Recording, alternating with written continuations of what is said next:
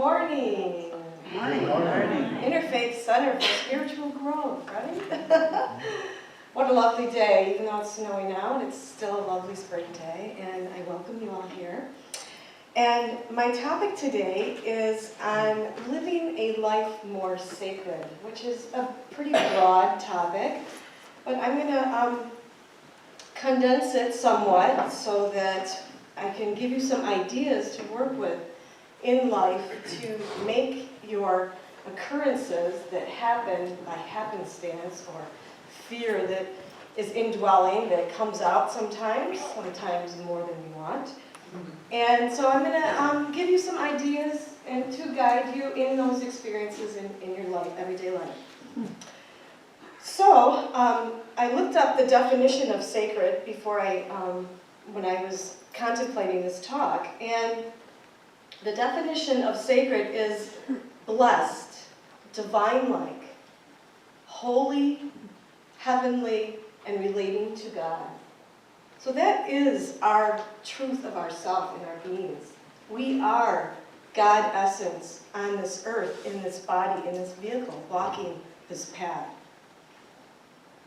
And divine-like and blessed reminds me of children. So they are so filled with that divine essence, that God essence, that trust and innocence that they walk every moment of their lives. It's so filled with joy and love and light.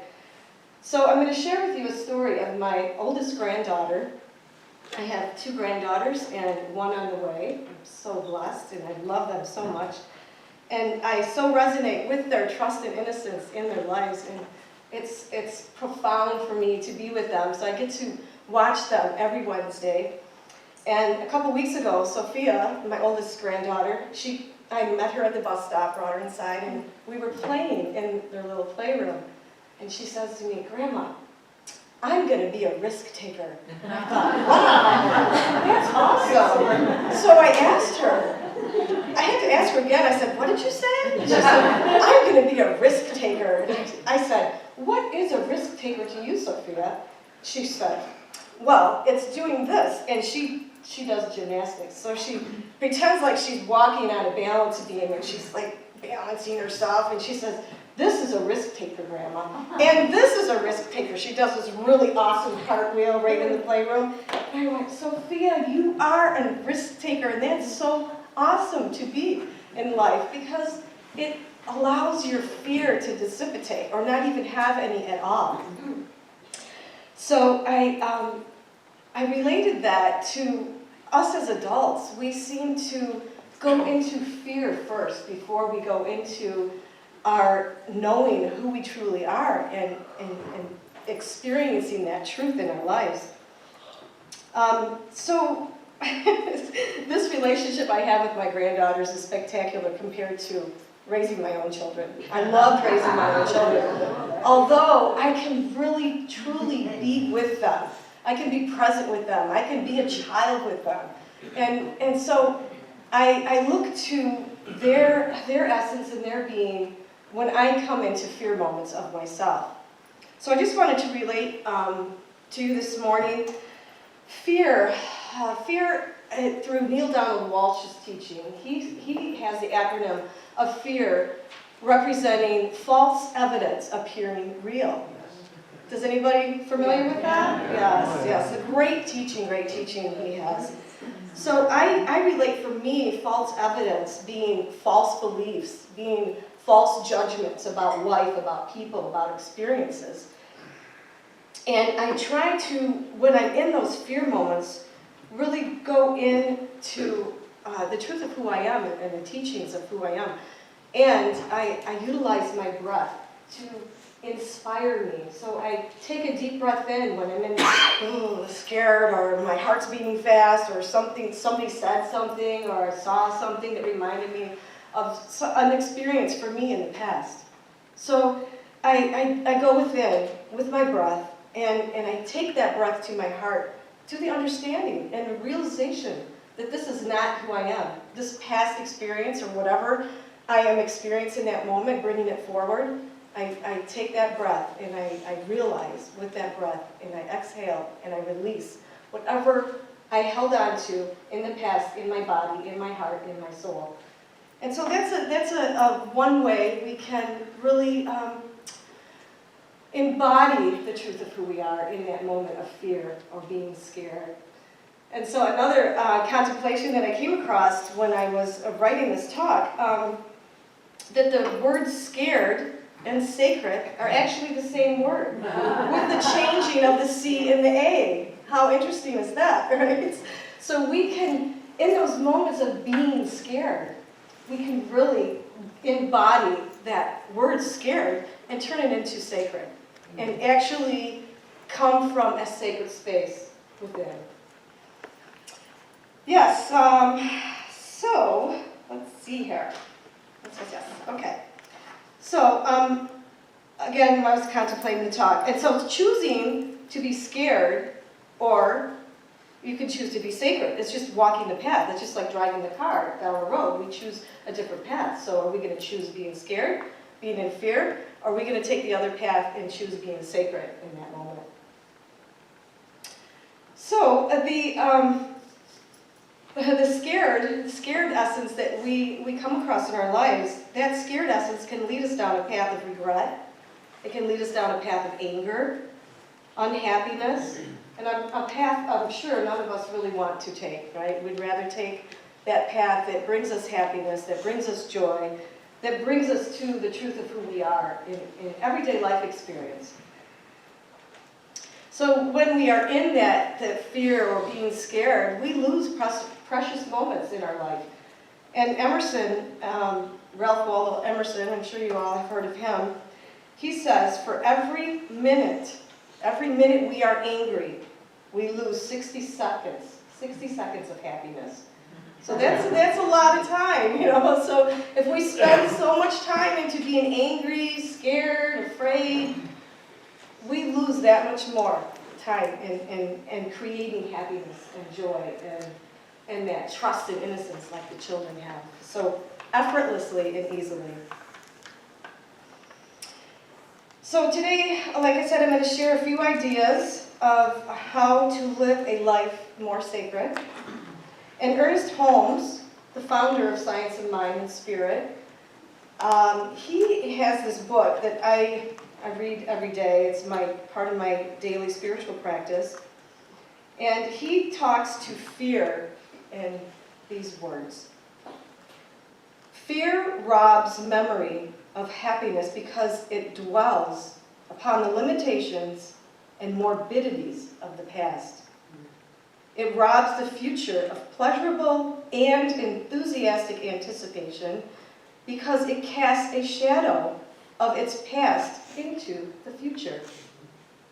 It robs today of the possibility of fulfillment because it denies the good we might experience in the moment in which we live. Denies the good in the moment in which we live. I mean, it's just like you're taking a knife and saying, no, I don't want that. By going into fear, by going into the past experience and bringing it forward into that moment. So it's cutting out, like Emerson says, 60 seconds of happiness every time we do it. Yes, so being fully present in each moment, that is one way, that is an idea of how to be sacred in a moment. And allowing our awareness to be focused behind the energy of the fear. So if we take a seat behind that energy and just be a witness to it and look at it and go, no, that's not my truth. I know that that's not my truth. And so we sit there in that awareness, bring it to our breath, so that we can just meld and go beyond that experience and go beyond that fear and being afraid in that moment. And then we can bring ourselves to being truly present. So truly present, you might be asking yourself, really, what does that mean? It means to have no attention or thought on how it will be in the future. It means freeing ourselves of regret or agonizing about our past. None of us do that, right? It means ridding, I like that word, ridding ourselves of the need to control any outcome of what we create in the moment. So none of us are control freaks, right? No. We all know what's going to happen. It's going to be perfect. It's going to be divine. And it's going to unfold beautifully, right? It means seeing ourselves clearly without masking our personal intent. It ultimately means having no chatter in our mental process. None of us have the monkey mind going on, do we? Yes, that little monkey mind. It's always coming forth and saying what it wants to say and guiding us the way it wants us to be guided. And putting our attention to what is happening in the moment. Getting rid of those mental processes, that monkey mind. And just telling that monkey mind, hey, I'm not listening to you. I'm not going to let you guide me down this path of chaos or frustration or fear or anger or whatever it might be.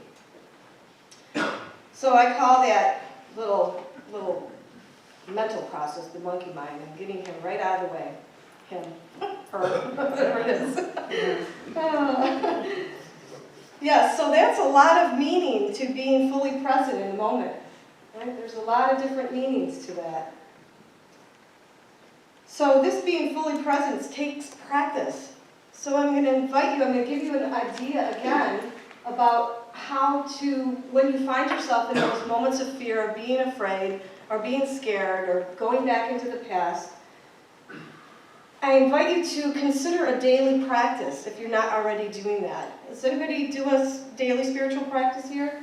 And you find that it helps you in those moments of anxiety or chaotic things that are happening in your life to get beyond them and to find the truth of who you really are and be in that truth and be fully present with that truth in those moments. So, living a sacred life along with your breath and doing this spiritual practice, a daily spiritual practice, and I know that many of us have very busy lives, and sometimes it's like spiritual practice, I don't have time for that, but we have time to get up and brush our teeth, take a shower. We have habits that we already have formed.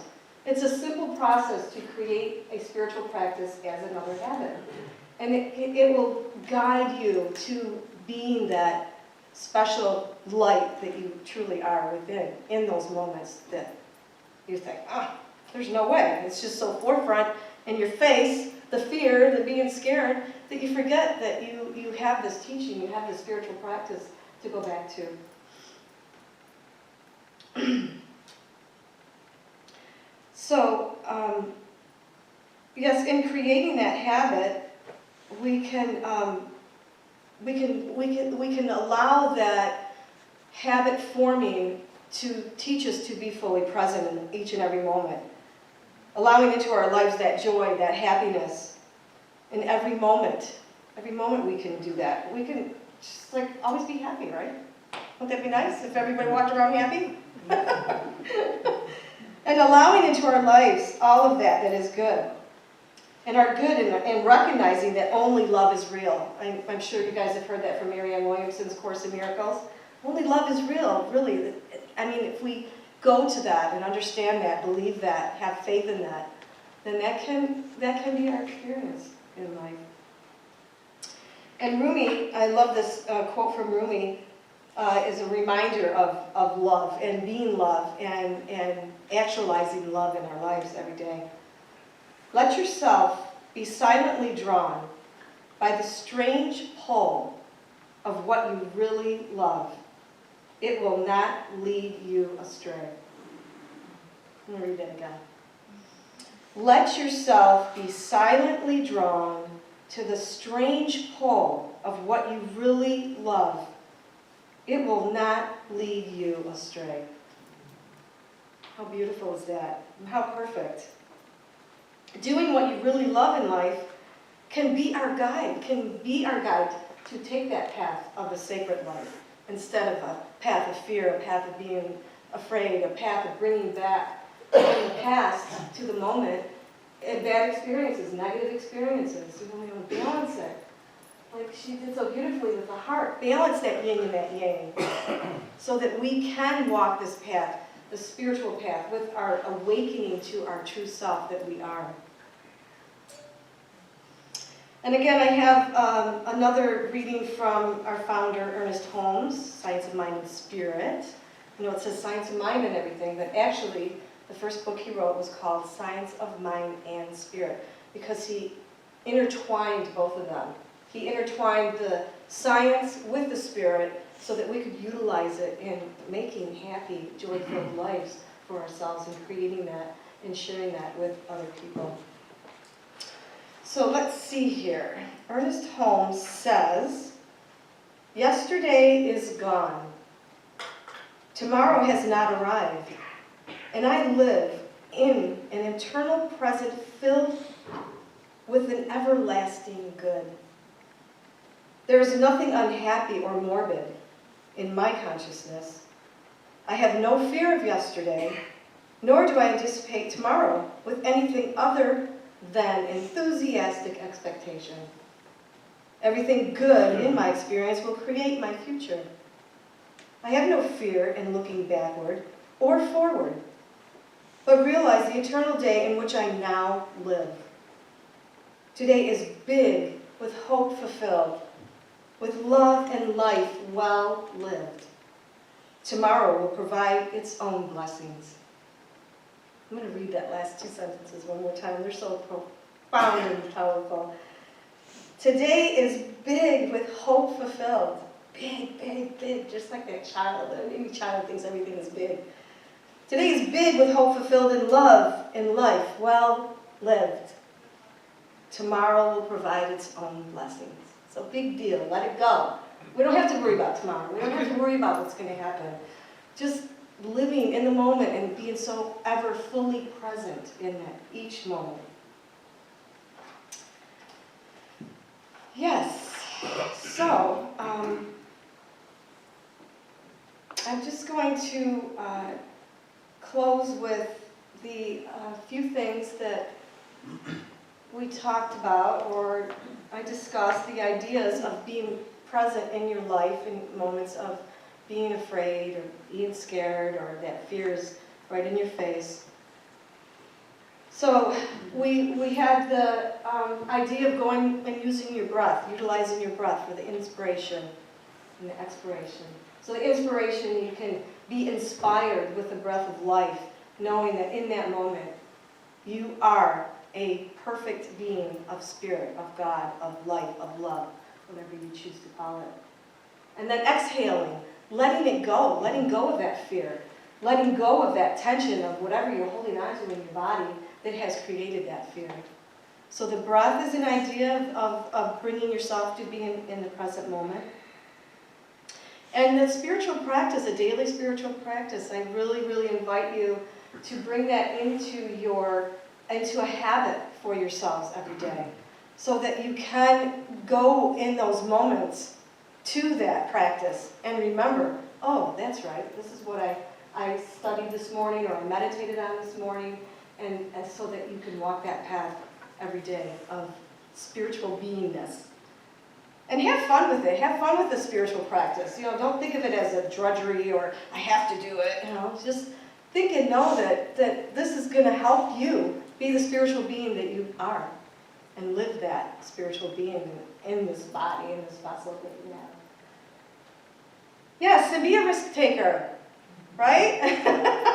Do that cartwheel in life. Walk that balance beam so that you can get yourself to being happy, being complete, being whole within the truth of who you are.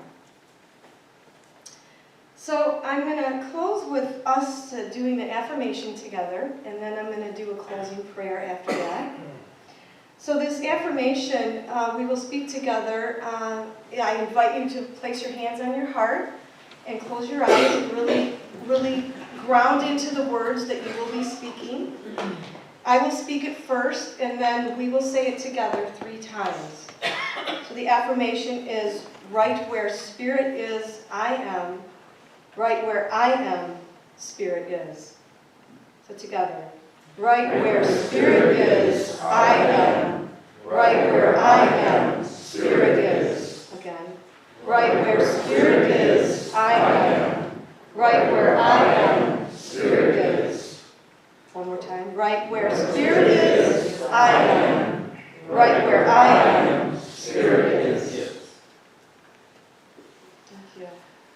it is. So I will do a closing prayer. So again, if you just want to get comfortable in your seats, close your eyes. And let's just take a nice deep breath in together. This in-breath and out-breath. This breath that I declare and know is the one breath, the one life. And this one breath and this one life lives and moves and has its essence in and around it through everything, everywhere, every situation, every circumstance, every person, every being. There is only this one life. And I so know and declare that this one life is in, around, and through each of us right here and right now. Everyone outside of this center.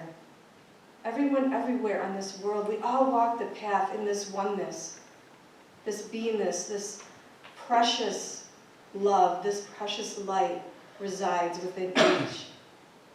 And I know and declare that this precious light, this precious love guides us, guards us, directs us down the path of living a sacred, beautiful, happy, joy-filled, risk-taking life. That we can walk each step with the divine energy, that energy consciousness, that energy power that lives and moves and has its being within us, within every cell of our body. It beats our heart. It breathes our breath. And so I just know and declare that this essence, this sacred beingness, is our guide from this moment forward. And it resonates in, around, and through me right here and right now as it resonates with everyone right here. And so I just bless this time together, knowing it is good, knowing it is so filled with spirit and this divine energy that we all are. And I give thanks for this gathering, for these words spoken. And I release them into the infinite mind, knowing that they are done, they are good. And I let it be. And together we say, and so it is.